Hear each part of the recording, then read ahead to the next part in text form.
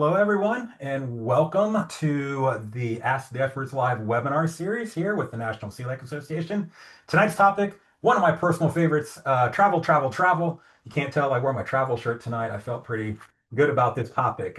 Feeling pretty ready to go. My name is Chris Rich. I am the CEO and Executive Director of the National Celiac Association. The National Celiac Association educates, advocates, and empowers those in our communities, individuals, families, and others affected by celiac disease and non-celiac gluten sensitivities. NCA has an extensive support network from coast to coast, including our Raising Our Celiac Kids program and programs such as supporting celiac seniors and feeding gluten-free, which has delivered gluten-free food to food pantries in over 3,000 communities across the United States. You can find more information about what we do and our other programs on our website at nationalceliac.org. A few housekeeping things that I want to do before I introduce our panelist for the evening.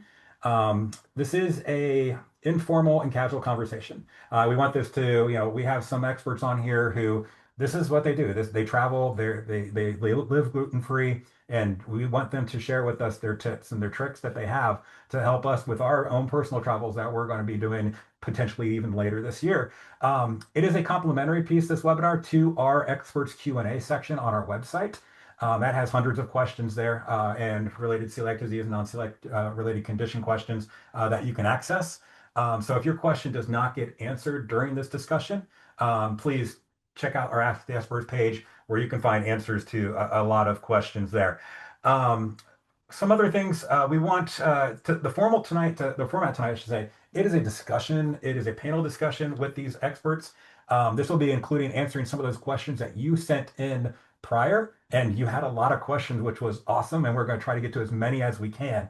And we're also going to have the Q&A section open for you to use. So on my screen, there's a bar for Zoom, and you can see Q&A. You can enter your question there. Staff from NCA is on the back end, and they'll be sending those questions to us as we go. If you need closed captioning, there's also a CC button in that same toolbar that you can utilize. I want to let you, this is not intended, any information in this webinar, this is an educational webinar. It's not intended for any diagnosis or treatment of any medical conditions. We do advise that you do talk to your physician, other qualified health professional, if you have any questions regarding your personal health. Also, given the nature of this discussion, there are specific products that are going to be mentioned in conversation. Just wanted to be upfront, say NCA does not endorse any specific product, and we're receiving no remuneration for tonight's event at all.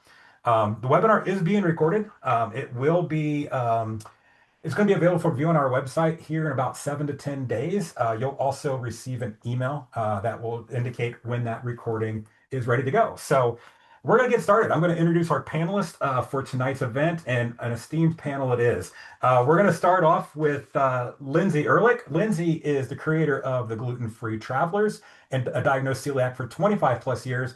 She's turned her love of food and travel into a global community. Based in New York City, she travels the world for both fun and work, and now often with her toddlers in tow, and she's always on the hunt for the best gluten-free eats. She shares trusted finds, easy recipes, and go-to spots to make gluten-free travel easier and more delicious for fellow gluten-free travelers. So thank you, Lindsay, for being here. Thank you. Yeah. Our next panelist, Amber Sherman. Amber is the founder of the Gluten-Free Travel Club and a gluten-free travel advocate dedicated to helping people with celiac disease travel safely. Diagnosed at 31 and unknowingly living with celiac disease for 15 years, she understands firsthand how isolating and overwhelming travel can feel. She's traveled gluten-free to multiple countries and several cities in the US, Canada, and Mexico. As a tour manager and a guide, she now creates and leads curated small group travel experiences where every restaurant and experience is vetted in advance so travelers don't have to second guess every meal or feel like they're the difficult one in the group. So, Amber, thank you for being on. Thank you so much. Yeah. Erin Smith. Erin is on. She's a passionate advocate for individuals with celiac disease. She's the founder of Gluten-Free Globetrotter. Diagnosed with celiac disease in 1981, she has spent her life navigating gluten-free and inspiring others to do the same. She's led the New York City Celiac Meetup Group for more than 10 years, and she founded the Santa Cruz, California Celiac in 2016. She's also the founder of the Gluten-Free in New York City Facebook group and the Celiac Travel Facebook group. That's a community of gluten-free travelers with now more than 52,000 members. So good for you. Good job. Thanks, Erin, for being here. Thanks for having me. Yeah. And then finally, last but not least, Sarah Welsh. Sarah is a gluten-free content creator who started her platform in 2022. She shares her journey for navigating celiac disease while refusing to give up love for travel, adventure, and great food at Celiac Sarah Explores. Today, her mission is to help gluten-free travelers feel less alone and empowered as she continues pursuing her goal of visiting 100 countries and finding the best gluten-free eats along the way. So, Sarah, 100 countries, I think. Congratulations to you and welcome. Thank you for being here. Thanks for having me. All right. So this topic is, again, this is a great topic for us. I'm going to stop sharing my screen here in a second, so we can get to the whole thing. Blah, blah, blah. Sorry about that, everybody. There we go. All right. So I want to have a poll going before we start this conversation with all these great experts. And so our poll question tonight is pretty simple. It is basically, are you traveling sometime in the next 6 months? Simple yes or no. And we'll take a little time to see what everyone answers here.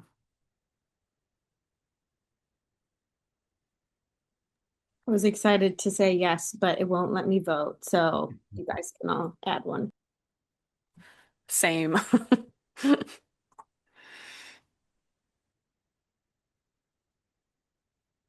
All right, people still voting. We're looking at about 87% of the people are traveling within the next 6 months.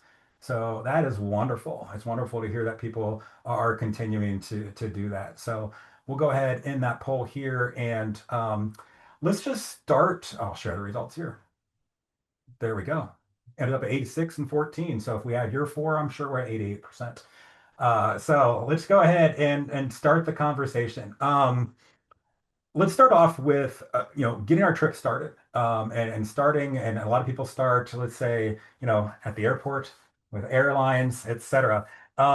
Regarding travel with airlines, and I'm going to open it up and we're just going to talk as we will. What are some tips in terms of traveling? How are you managing internationally with foods? What do you do before a flight? Just let's just start off in this basic first step of getting there.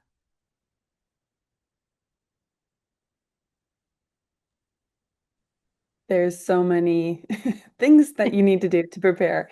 But there's basics that you can follow, and it really just becomes second nature at some point after you do it a few times. So I feel like the biggest thing for me, and I'll touch on international travel, is booking that gluten-free meal with the airline ahead of time. Depends on the airline, and you need to do your own research about it to make sure you get the meal, but it's around 24 to 72 hours beforehand, and you can often do this at the time of booking your flight as well. So that's something that I always do. Personally, I have not gotten sick from any gluten-free meal that I've been served on an airline, but I will say that I use a very critical eye. I don't eat, if a bread comes onto my plate and it's not labeled, I'm not eating that if I don't feel safe. So, in addition to getting the gluten-free meal, you always just need to be aware, as we all do with celiac travel. You just have to be critical and make sure that you're keeping yourself safe because that's the most important thing that you can pack.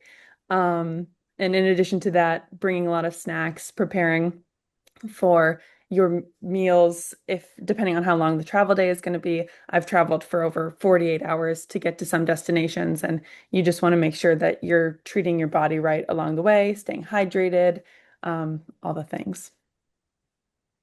And as you're packing your snacks, be prepared that sometimes they forget. I probably like tw 20 to 30% of the time, even when I pre-ask, it doesn't show up. Something doesn't save in the app or something goes wrong.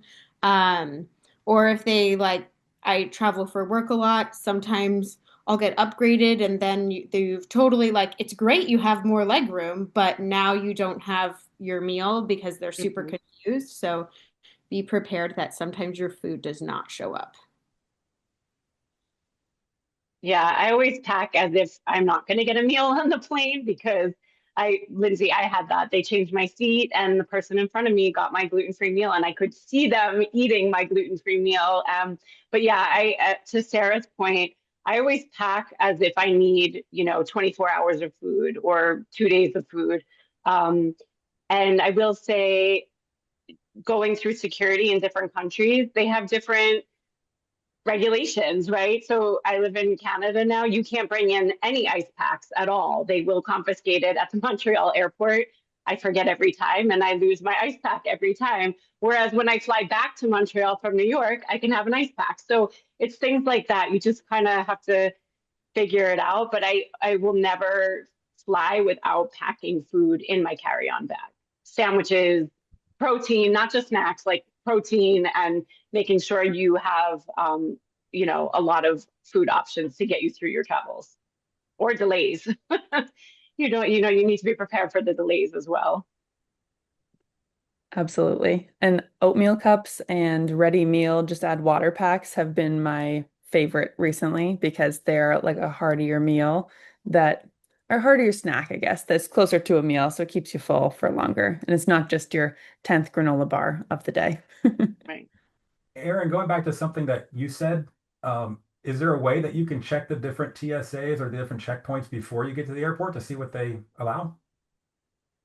I think so. But again, even like I've traveled sometimes with yogurt and they'll let it through. Other times I've had yogurt confiscated. So I think it's really just, I don't know. I mean, it's changed so much since COVID, especially. And um, I keep trying to remind myself that I will get my ice packs taken away in Montreal, but I always forget. So, but I think one trick that I use, I always make my sandwiches on frozen bread so that by the time I eat it, it's still a little bit cold and whatever's in my sandwich is a little bit cold.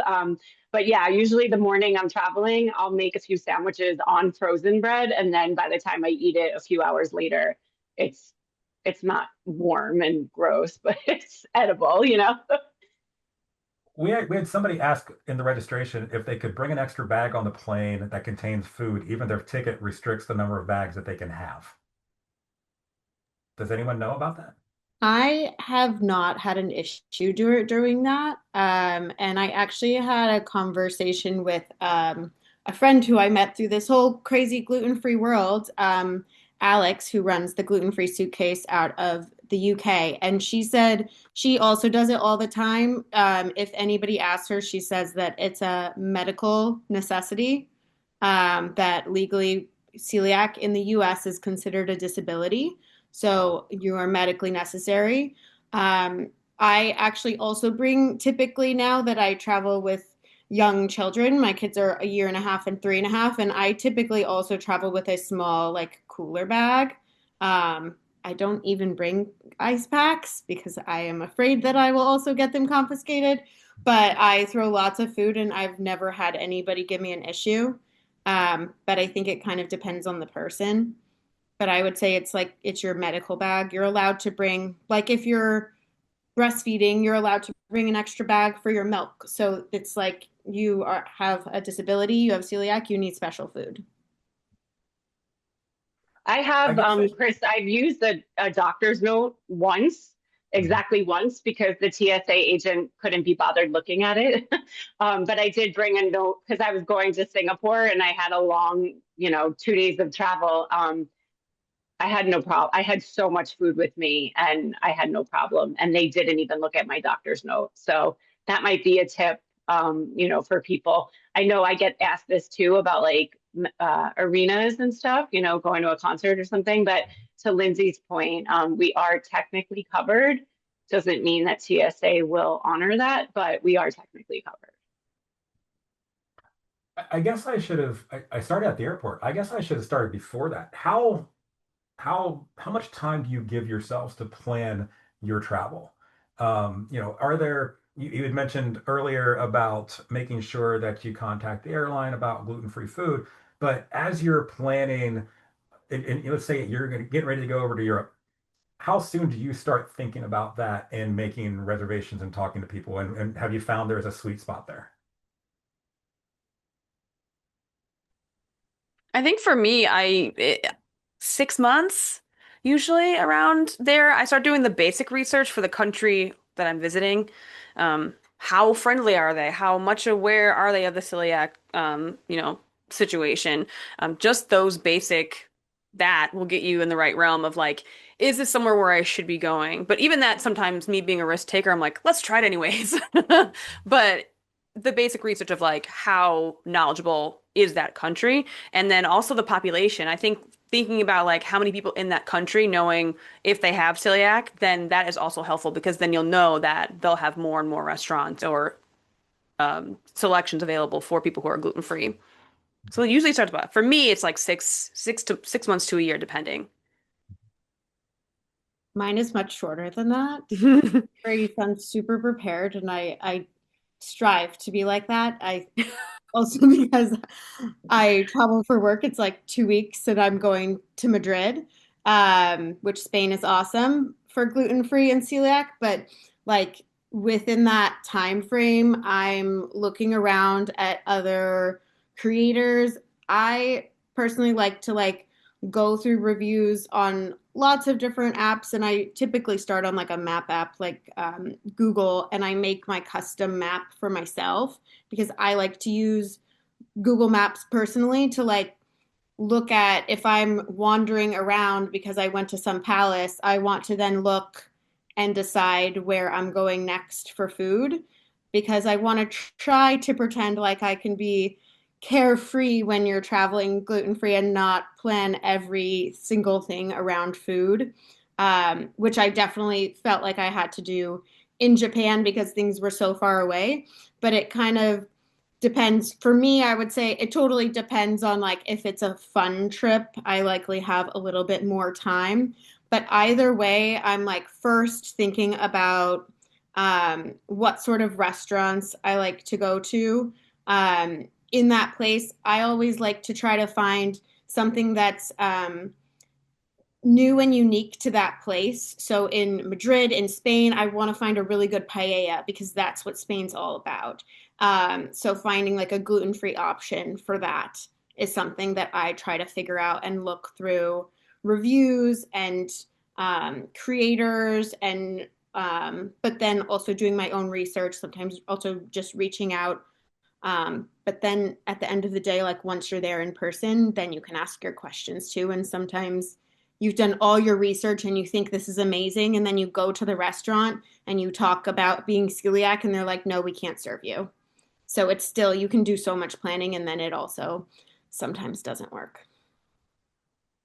Well, you had mentioned there, Lindsay, you do that. Are there other, I mean, you're calling ahead, you're kind of picking out your restaurants. Are there other tools that any of you use? Like you're going to a city internationally. Are there any apps out there? I know there's influencers that we can look at, but are there other things that people might be able to access to learn information? Yeah, I one thing I like to do is I go to the local celiac group. You know, if you're going to Italy, you're going to Spain, Ireland, they not only do they have really good resources, but they have sometimes their own apps. And you know, Spain is a great example where they certify restaurants throughout the country. They also have regional apps, and I just started following an account recently that's, you know, a very specific place in Spain, and they have their own app because they're certifying local restaurants. But I wanted to go back to what Lindsay said for a second. Besides researching restaurants, I also researched supermarkets. And I think all of us have posted pictures of supermarkets from our travels, but and now I like have my favorite supermarkets in certain countries because I know that they'll have, you know, in Europe they call it free from instead of gluten free, so they'll have a free from section. So when I put together my map, I put together both restaurants and supermarkets. And then I just love seeing supermarkets in foreign countries. It's like a favorite hobby of mine. It's funny you say that because I know the NCA staff on the back here is helping with the questions. We went over to Sheffield for an international celiac disease symposium over in the UK a couple years ago, and we were taking more pictures in the supermarket than we were, I think, at the actual symposium. We're just, oh, look at that, look at that. That's pretty funny. I'm always just looking for replacements for my like childhood favorites since I was diagnosed at like 9, 10. I'm like, what is my like replacement for Kit Kat? Like, I have some things that are good, but like I haven't found my perfect replacement. So I need to inspect every supermarket to find it. The best travel hobby. And I will say, just going back to the travel time that it takes, I am very different because I am traveling quite a lot. Right now, I'm on a world trip for like a whole year. So I'm just constantly travel planning. So I don't know if it's 6 months, sometimes it's 2 weeks, sometimes it's way more than that, sometimes it's 2 years. Um, but just reminding you to keep it fun. I think I'm always travel planning now, and it's great looking at all these creators and being like, oh, that's a great spot. I want to go to that supermarket and get that Kit Kat dupe. That sounds so fun. So give yourself the time to travel plan, and it can be fun. Yeah, Sarah, I'm not going to tell. She's in Asia. I'm not going to say specifically where she is unless she wants me to share it. But she woke up with the sun this morning to be with us, so we're very, very grateful for that. So, It's beautiful out here. so internationally, since we're talking about, the travel and looking places up, once you get to that country, do you feel there's any concerns with language barriers, especially if you're at restaurants or you're trying to explain, what your dietary needs are? Are there concerns there? How do you manage that type of a situation? Always. I always personally pack a physical translation card, and that is a game changer because you can pass it off to not only your servers, but the rest of the staff. So it can go in the kitchen and be with the chef that is cooking my meal. So that is really helpful. It's also helpful to have English on the back just in case they're not speaking the language of the country that you're in, they're speaking a different language. So just being able to navigate that and know that it's going to take a bit of time, especially if you don't know their language, being respectful of that. And usually people want to help and understand. So it might take a few tries and just trust the process. And if you don't feel like your needs are being communicated through the way that you can, then that's also a sign too. And it's just something that you need to be aware of and work with.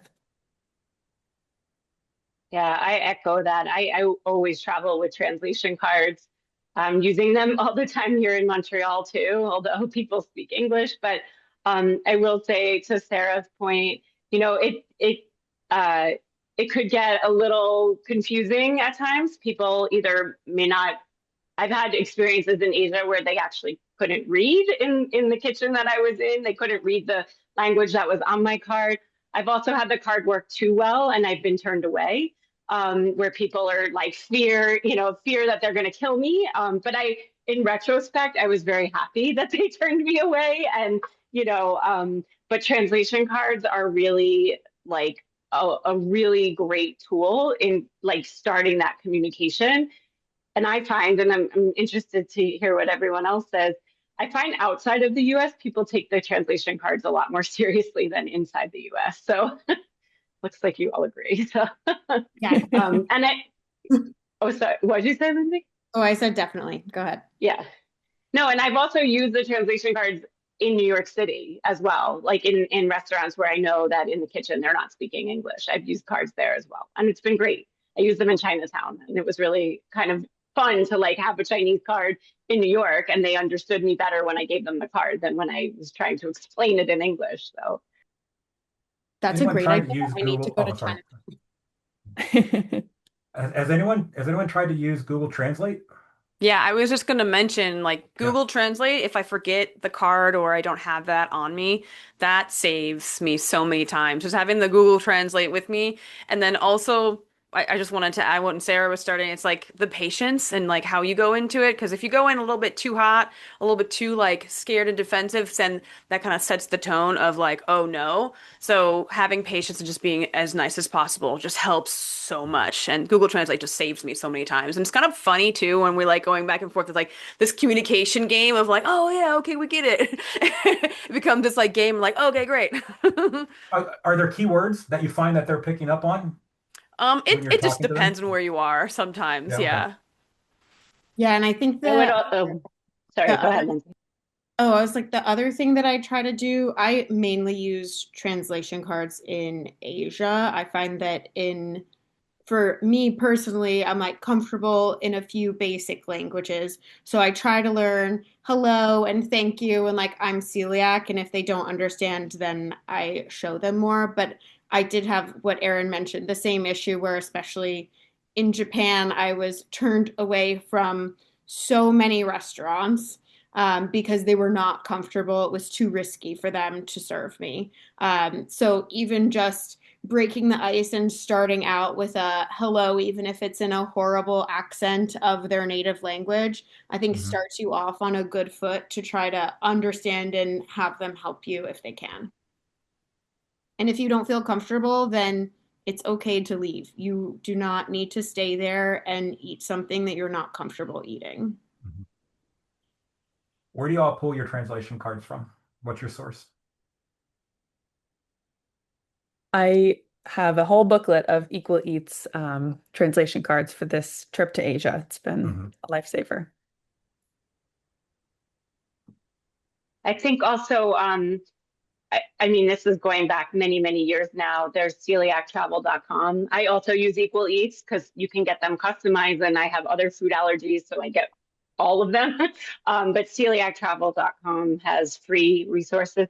There are many. And also going back to the international celiac organizations, they often will have a translation on their website as well, that you can print off. And in that instance, it's mostly, I find they're catered to the local cuisine, which is helpful because they're just ingredients you just don't understand sometimes. So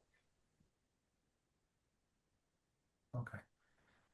All right. So, as we move along, we've traveled. Now we're on the plane. Let's talk about the hotel. Let's talk about. I had some questions come in about hotels and Airbnbs. Um, are there? Somebody actually asked, are there areas that are from a hotel versus a VRBO versus Airbnb? Do you find that there are some that are more accommodating than others, or is it just again, is it just chance in terms of what place you're with and how they understand and where you are in terms of them understanding what your needs are? In my experience, I've been traveling and staying at a lot of different hotels and then apartments, some with the stayed kitchen in there. And so that is great when it's a private kitchen and you can make sure that it's safe and clean. At different Verbos, Airbnbs, any state apartment like that. Um, with that's on you. With hotels, I have found in like multiple different continents now, including where I am now, the Hilton chain has a separate gluten-free section at breakfast. Sometimes this comes with the dedicated gluten-free toaster, and oftentimes, from my experience, what I've seen is that it's in a completely separate area. I kind of have to go looking for it, which is great because then I know it's not next to the gluten items and nobody is putting their gluten bread in that toaster. Um, so I've been able to enjoy some packaged gluten-free snacks in the morning, which is great because that having a good breakfast sets you up for a great day while traveling with celiac disease. So yeah, in my experience, Hilton chain in general I've been impressed. So you say you go to the Airbnbs. What are you taking with you? I know when we travel to like a beach house or whatever here stateside, we're taking our own pot for pasta. We're taking our own things. What do you take with you to make sure that you're able to, you know, be safe in that Airbnb that you go to? Absolutely. I used to travel with a cutting board and more of like utensils before. Now on this world trip, space is really tight, so I'm actually not traveling with any equipment like that. And I've learned over the course of my diagnosis how to make sure the kitchen is cleaned and to know I'm always buying a new sponge and new soap at every spot to wash everything, even if the plates look clean. I'm washing them. So a little soap and sponge is always the best tool. Um, I have in the past experienced pots where I don't feel comfortable that I can clean it safely, and I've just communicated very kindly with the host, and they were able to supply me with a new pot. So I think using those skills too, and making sure that you feel comfortable with the equipment that you've been given, and then advocating for yourself if you don't feel safe. Um, that's what I do. I don't know about you guys. Yeah. I will add, I always get a new sponge anyway, because sometimes sponges in Airbnbs are kind of nasty. Um, I will also sometimes travel with these toaster bags that you can find uh, on Amazon. You can find them sometimes on the end cap at the supermarket. And I've used the toaster bag both in the toaster as well as in a pan. And that's just to kind of like create this barrier between the pan and the bread. Also, aluminum foil. Again, it's less about the risk of gluten and more that I feel like people are sometimes really uncleanly in Airbnbs. One other thing that I started doing, which has been kind of mixed response, but if I'm communicating with the host through Airbnb, I've put it in my communications like I'm gluten free and see what they respond. I stayed in Marseille, France, and the woman happened to have a relative that had celiac and she left me a gift bag of gluten-free snacks, which was awesome because then I checked in and she's like, I scrubbed the kitchen, like I understand. And I just put it in as like one line. I have celiac disease. And I was so pleasantly surprised. So she immediately got a 5-star review. But I think, to Sarah's point, you don't always want to travel with a whole kitchen, but there are things you can buy when you arrive, foil, sponges, stuff like that, and that you can make yourself feel a little more.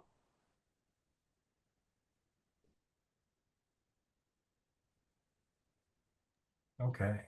I do want to ask, we did get some questions about traveling with families and smaller kids. So I want to ask those before we get into some of your favorite places that you've been and some places that you would recommend to people, who have celiac disease or eating gluten-free that you recommend they travel to. But when we're talking about traveling with kids, and somebody actually put, how do you survive vacations and family travel, which is a great general question. What extra steps are you having to take in that scenario? I know, Aaron, Lindsay, speaking specifically to you on this, with your kids right now, with your kids, in the past, what have you had to do in those scenarios to make sure that they were accommodated for on top of what you had to do for your own self? Yeah, I think we were talking about before about bringing a lot of snacks. When you travel with kids, it's like bringing a lot of snacks times 5,000 because that is my best way to occupy my two like little boys who are like 1.5 and 3.5. They love to eat.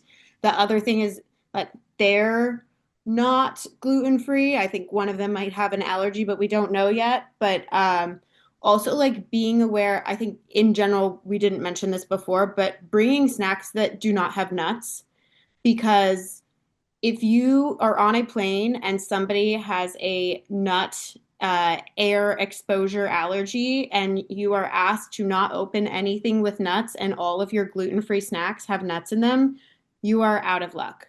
And you don't want to expose somebody to have anaphylactic either. So making sure that you have no nut gluten-free snacks times a lot to keep your kids occupied. My kids are not celiac, but I bring all of our snacks for our family on a plane are gluten free. When I get to the plane, I typically wipe down the seats because typically my toddlers will be eating snacks off their seats and off their laps, and I will be helping them. So making sure everything's there. I think you're like, how do you vacation with kids? It's kind of, I saw this meme that was like, it's not really vacation, it's just parenting in a new destination. Um, and I think that's kind of how it is. And your kids in the beginning, it's stressful, but they get used to it. I'm going on a plane tomorrow with both of my kids. They're very excited about it. At least one of them is. The other one doesn't know what's going on. But it's fun to like have lots of activities, so many different. I typically plan like an activity every like 45 minutes ish for my kids right now who are toddlers. Aaron, your son's a little bit older than mine, so you have different. Yeah, and my son, he used to have a peanut allergy. Thankfully, we did oral immunotherapy and he outgrew it. So to Lindsay's point, we traveled nut free all the time and gluten free. But I think when we travel, as Amber said earlier, like planning ahead, but also just like I've made it a part of our family. So it's not, I'm usually the one picking where we're going to eat or kind of like guiding it that way. But my kiddo just eats my snacks, like, so I'm always packing gluten-free snacks and really all of us are eating gluten-free snacks. Of course, he loves it when he can get a snack on the plane. And most of the time we can't get a snack on the plane because it's not gluten free. So he's like, Mom, get double, I'll eat yours. And I'm like, that's fine. I will say traveling with kids is messy.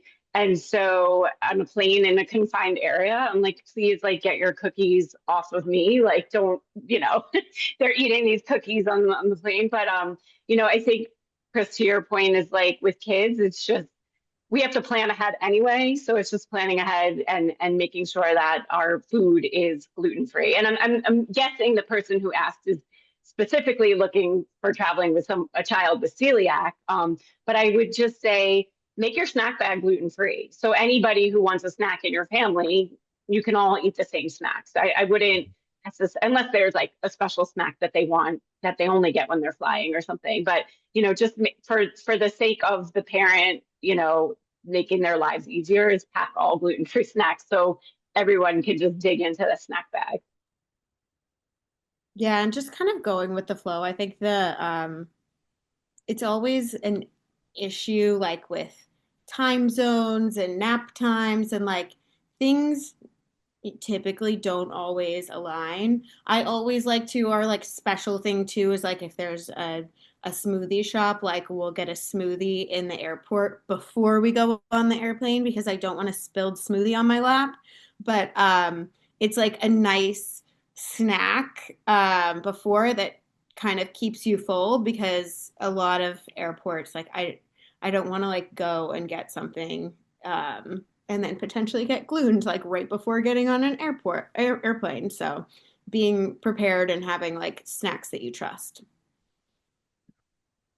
It's all good advice.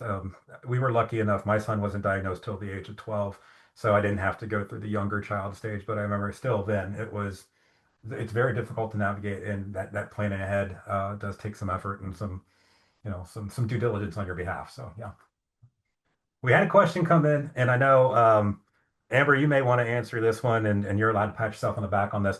Somebody asked us, are there any trustworthy travel partners that you all use? Myself. I'm just kidding. I'm just kidding. I mean, the travel partners it's hard because, and that's probably why I started to do what I do because there's not many that cater to restrict, not even just gluten free, but if you're vegetarian, even sometimes that can be difficult for a travel planner to compensate or, accommodate. So it is pretty tough. I mean, for myself, my own company, yes, but others, I'm not sure what other travel planners you guys look out for, but it is tough trying to find those companies. They try to do it individually, but it's tough. I wish I had a better answer, but I have not used a company. I right. typically do on my own. I will also say that while it's not always like in the budget, but like the higher end restaurants I found like are more open to catering on average. I find that with work, when I have an expense account, I can expense to. I like to go to fancier places because then, and also like you're in a group of 20 people. So it's nice to feel like you're a little bit more taken care of, but that's not like a blanket statement across the board. That's just like for some places, the white tablecloth fancier place will take you a little bit more seriously on Mhm. average. Same with Lindsay. I don't use a travel planner often. I did when I went on safari a couple years ago. So that was a cool experience going to Kenya and Tanzania, and I felt comfortable and safe using that travel planner for that trip. For the rest of the time, all of the research and resources that we've discussed. And I also haven't used them personally, but I know there is a group of one of us in Italy, celiac in Italy, Cataline. She just started I wouldn't, I don't know if it's a travel agency, but a travel help if you're going to Europe. She is an American living in Florence with celiac disease. So she talks about that specifically, and she has a team of people in Europe too. So I know that's a resource if you want it. And so Amber, I will oh, also, I was going to add to that too. I haven't used a travel agency. But to Amber's point, I think there's a lot of us that realized that we want to help others, and so they exist. I have used tour guides in certain cities. Specifically, I hired a tour guide in Bangkok. And again, I just sent ahead of time that I had these food restrictions. So she was prepared because we had multiple outings together. And so at least before I even arrived in Bangkok, she knew what my food restrictions were. She was local, she was Thai, but she had a partner from the UK, so he spoke English. So they were able to kind of figure out my dietary needs. And then when I went on tours with her, she had already researched the places that were safe for me. So that was a great and like really positive experience that I had. But I think all of us like to do the planning, so I tend to plan for myself. So Amber, when you're doing the planning for your business, when people come to you, is there like a question that you get probably from everybody who comes to you? Is there something specifically that they're looking for from you as a travel planner? I think the one thing is I think with a lot of multi-day tours is I've seen some gluten-free travel tours or groups and they don't have any meals included which kind of defeats the purpose of gluten-free travel if no meals are included. So that's usually the first question is like how many meals are included, because some groups will give you a list of restaurants that they say are recommended, which is good because then you have options, but then sometimes you don't know how far they went to vet them, but at least they're giving you a list of like gluten-free friendly restaurants that you can go to. So that's usually the main thing is like how many meals are going to be included in that, because then it's like, well, if half the meals are included, that means at least the other half, I have to just do my own research and have the freedom to choose what I'd like. Okay. So we had a lot of people send questions into specific areas that they're traveling to and wanting to know if you've ever been there and where your favorite places are. Now, and I think there's probably like 16, 17 of these, so we can't get to them all. So what I thought I'd do is I want each of you to tell me where's your favorite place that you've traveled and had and based on gluten-free experience and why that is and what place would you recommend at that location that somebody's going there can't miss? So I'm going to start. Oh, Sarah, she unmuted. There you go. You're in. This is the worst question to ask travelers because there's so many places. So this is a little mean, Chris. But I am going to say Australia right now, just to keep it different, because I'm sure we're all going to have a similar answer at some point. But Australia was amazing for gluten-free options and celiac knowledge and awareness specifically. Just walking up to a random restaurant that wasn't on any of the apps, wasn't on Google. Hey, I have celiac. Oh, great. We can do a separate toaster. I didn't even have to explain it. So personally, my sister studied there a few years ago, so that took me to Australia a few times. I've had many trips there and loved it.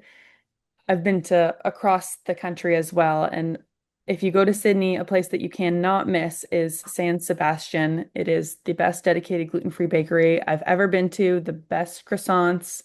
Loved it so much. That's my hot tip. Did you get to anywhere else in Australia or just Sydney? Yes, all around. We've Okay. done Melbourne, we've done Perth, we've done Cairns. Yeah, all around. I might have to hit you up because the International Celiac Disease Symposium in November is in Melbourne. Yes, And I've not been, so yeah, that's an offline we'll thing. talk. There we go. Who wants to go next? Where's your favorite place that you've been? I will agree Aaron. with Sarah. Like asking that is like choosing a favorite child. So, um, I mean, I'm very biased because I'm a New Yorker, but now that I'm not living in New York and I go back, I find there's so many options. I was just there last week staying in Brooklyn and like there were at least like six dedicated places within walking distance of my hotel, which is fantastic. But then I also know New York very well. I used to travel frequently for work to Portland, Oregon, which is another great city. the motto of Portland is keep Portland weird, and it's not weird to be gluten free out there. People are like, okay. And then I think all of you have probably been to Italy, and Italy surprises people, but Italy is a great. I mean, I find Europe in general, but I find Italy is a nice surprise. And when I tell people that, they're still surprised and shocked. But Italians take their food very seriously, and they don't want you to go hungry. So there are a lot of resources in Italy as well. Italy's amazing. One of my favorite pizza places is in Italy. I was just looking up the name. It's called Pizzeria Positano. They have a couple different locations. I went to the one in Milan. Um, it was like traditional Neapolitan, just incredible pizza. But yes, to Aaron's point, it's like everybody gets tested around age 3 in Italy for celiac. I think they still give you like government subsidy to cover the additional incremental cost of gluten-free food. It's just like celiac dream. There's association that certifies restaurants. I think that's really amazing to just know that it's certified for celiac, not just for gluten free. I found like I go to London a lot for my work, and you have to clarify that you are celiac, not just gluten free, if you are celiac, because there are so many places that come up on different apps and Google Maps that say gluten free pizza is the best thing ever. And then you go there and they're like, no, we cannot serve you if you're celiac. We cannot change the pans. It's really disappointing. But I think so. I would say Milan or Italy in general, that pizza place. Um, I also really love Philly. It's like a nice little getaway I'm in New York City. Okie Dokie Donuts is some of the best donuts I've ever tasted. The woman who runs it, she's not even celiac, I don't think, but she's an incredible baker, and has so many creative flavors. I go there just for like a night, mostly to have donuts and like have a night away from my children. So it's nice. But and then the last place I was going to say is Amsterdam. There's a Asian restaurant that I love. I'll have to find the name. I think it's Noosh or something. Um, but it's incredible. I love sweet and sour chicken and always miss it. And they have the most amazing sweet and sour chicken. And I think I'm going back to Amsterdam at the end of May. So I'm hoping to go back. I will definitely go back to that restaurant. So I'll find that and send it too.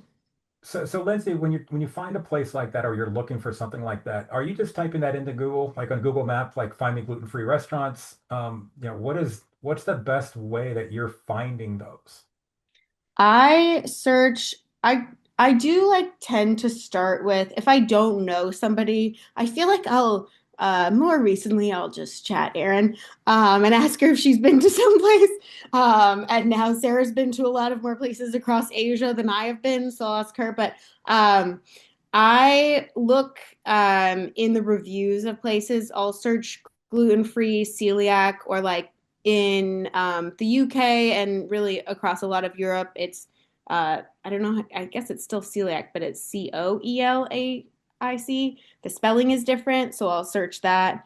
And then I'll look at the reviews and search in the reviews. A lot of times when you search gluten free or gluten in a review, it will pop up and then you look, the restaurant will pop up and then you look in the review and it says not good for gluten free. So you have to look at the reviews, and then I'll cross check it with other things, maybe like Find Me Gluten Free or something else, depending on the location and the other associations, as we mentioned before too.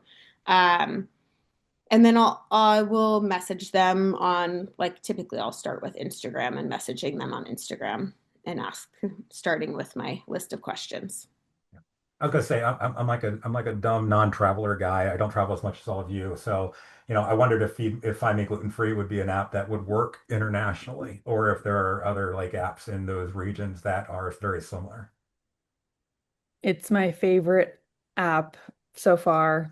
for all the times. I just started using it 5 years ago. I traveled to Thailand and there weren't that many places. I remember putting in places, and now I had just visited Thailand in 2026 in the spring, and there were so many more places. It was great to see a resource like that firsthand, really just seeing the celiac community supporting each other and putting reviews in. And obviously, you have to continue to do your due diligence and ask questions when you get to the restaurant because things, policies, staff change all the time. But to have that work kind of, it's like a little head start and a little support from the community to find a good spot. And you want to eat good food too. You want to try the really good sweet and sour chicken. So you have to find, it's an easier way to find the really good spots.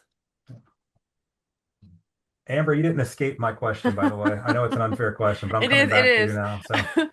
So, So starting with Italy, I definitely you have to go to Rome and eat at Mama Eat. They are like the best pasta. It's like because I think the expectation in Italy is like al dente is a little bit harder than Americans are expecting, but like Mama Eat is like right in the perfect range. It's just it's so good there. So that's number one recommendation for pasta. But I would say like India and Sri Lanka. Um, just naturally, it's gluten free. There's not many issues eating in those countries because the curry is like the way to go. And it's just, I love curry. I was in Sri Lanka last October and it was very easy for me to eat over there. And the only time I really couldn't eat a meal with the group was when it was like, oh, there's something was fried, really. So minimal problems in those countries. So those are definitely like top countries for me just because curry is amazing. I don't know if anyone gets down with curry, but like just like it's amazing. But also Lindsay with Philly, I love going to Philly, and PS and Co in Philly is 100% gluten free. It is so good. It's one of my favorite spots to go when I have to work in Philly. I wanted to add to the research, Chris. One thing I do, and maybe it's just because I'm old, I still like search on hashtags on Instagram. But when I moved to Montreal, I wasn't searching gluten-free Montreal. I was searching sans gluten, which is without gluten. And so I use that tool a lot. I've used it even just like Google Translate in another language but with the hashtag because most of the time it's someone local that lives there that's writing about their meals, and I found a lot of resources that way is just by searching the words gluten free in another language on Instagram. And I mean, as you can see from this panel, like there is someone in this world that has gone to where you've gone and also has celiac disease. So somebody is talking about it. We all talk about it and we all try to share our experiences. So you're not going to be the first one. Maybe in a small village in the middle of the outback, you might be the first. But it sounds like Sarah had a pretty easy time in Australia. Sarah's been there. She's Somebody checked else, that box. yeah, I know. She put the review. But yeah, I mean, somebody's been there and hopefully they've talked about it. But also, I wanted to piggyback what Sarah said. Like, I always share a review, especially if it's in a place.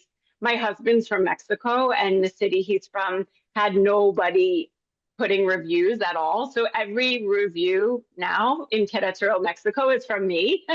So, but I want people to know, and I want people to know that you can eat there. And there's a 100% gluten-free bakery in that city, which wasn't on the map until I put it there. So, but I think it's really important for us to pay it forward to the next traveler that's going to go on a trip. Yeah, I'm definitely gonna like piggyback off that only because I feel like even if you had a bad experience, you don't want to leave a bad review, but it just like they could have really good food for regular folks, but it's like this is not the place for someone who has celiac, like gluten free. Just the knowledge. If we all start reviewing, it's just gonna help our community out, like collectively. So I definitely agree. But also TikTok is a really big resource that hasn't really come up yet, but TikTok's like so good because you can actually see the food. It's like these reels. There, I think TikTok is a really, really good resource. I have used Find Me Gluten Free. The only thing that I don't like about that is that I just want to see the map because for me, my brain, I just want to like the Google reviews. I'm looking on Google. For me, I just want to see what's nearby me. So I will look at a list and then figure out like when I'm in that area when I find something on Find Me Gluten Free. And using Find Me Gluten Free over the course of a lot of different cities and countries right now, I do pay for the premium collection personally, but I'm able to make collections within that, and you can put your hotel and other destinations in there. I don't put it in there. Usually I will make my Google Maps. I like to have my maps all filled out. And now it has, all the little emojis for the different types of food and destinations. So I'm always doing the Google Maps too. Same. Google Maps is free too. So, Yeah. and that's, you can put all your supermarkets on there too. So. So I'm And glad you came color back to code them. yeah. I was gonna say I'm glad you came back to supermarkets because we had a question come in on the live Q&A asking about how you read labels internationally. Are there any struggles with those? Are there tips about reading those labels? I think, Lindsay, I think you mentioned in Europe they have a certification logo that you can look for. But what other tips are there for reading these ingredient lists or the packaging ingredients in these other countries? Can you use a Google Translate for that by taking a picture? What can we do? You can definitely start with Google Translate. I would um, typically start in like the gluten-free section, but if you're looking for, I don't know, maybe like a pre-seasoned chicken or something like that, that might not be in a specific gluten-free section. Um, some places have multiple languages depending on the product, but using Google Translate to look, or also just searching that, just Googling or searching that product in English on your phone to find the ingredients list in English so that you can search it because Google Translate sometimes it picks certain words and like if you do the Translate app with the camera mode, like sometimes all the words are moving around and I find like especially in Asian countries, like some words are very similar and they're all like they can be characters, so it can be really hard to understand what's what if you don't know any basics about the language. I would take a picture and upload it to ChatGPT as well to do a little a little bit of faster. That's what I do. I can do that too. But I haven't used the Google Translate to picture scan. I've never done that, but ChatGPT, if you just upload the photo too, it can help you translate to see if there's any wheat products or barley. I will say in Europe, most labels, most, not all, are in multiple languages. So you just have to find the tiny little, you know, writing that's in English. But the other thing I do, especially in Europe, it's harder in countries that's not, where the letters are different, like Asia, but familiarizing yourself with words like wheat just find, Nate, I saw this in the comments actually, like, find the translation for wheat, barley. Um, I can't eat oats either. So I learn those words um, in that language. So then I can like focus and look for those words. Now, of course, that's only like the top five words, but just getting a little bit familiar with what you are trying to avoid.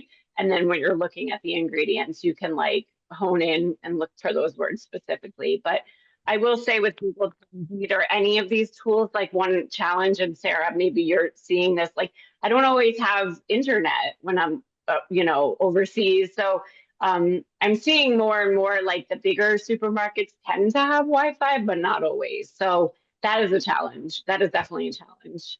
But fruit, you can go for fruit and get something that you peel. So it's like, you can eat that. And relating fruit real quick to like going on the airplane, typically you can take food like that on the airplane, but you have to consume it and leave your trash on the airplane. I went to Spain once, had an apple on the plane served to me as my meal, and I totally forgot and put it in my backpack. And I was detained in customs because I had an apple in my bag. And I don't know what they thought, but it was really bad because it was very scary. And I was by myself being questioned in a language I did not fully understand. So definitely like fruit is always a good option, but don't bring it across borders, leave it on the airplane. And going off of that, fruit and meat sticks, you want to be really careful and respectful of other countries that are doing what they need to do for their environments. But like Australia and New Zealand, even I was traveling between the two, and I was able to bring my gluten-free snacks and meat sticks in. I just needed to declare them. And, you know, this varies person by person and case by case, but, you know, always go with declaring, or you could get a really hefty fine or get detained and questioned, and that does not sound fun. And in addition to the languages too, I use Google Translate personally, and familiarizing yourself with the labeling laws in the country too is an extra step. But I found that that's really helpful, especially visiting different countries where there's different laws. And so you need to know what you're looking for, but you need to know what that is at a greater level too. See, I knew this hour would go fast. I mean, we cruised through it. But, for the sake of time, I'm going to ask one more question of all of you, and then we'll let, people have their evenings or the late afternoons back. But I'd like each of you to address what would the one piece of advice would be that you would give for traveling gluten-free that you feel is the most important thing for somebody to have, whether they're being traveling domestically or internationally. I will start. I would say don't let your celiac stop you.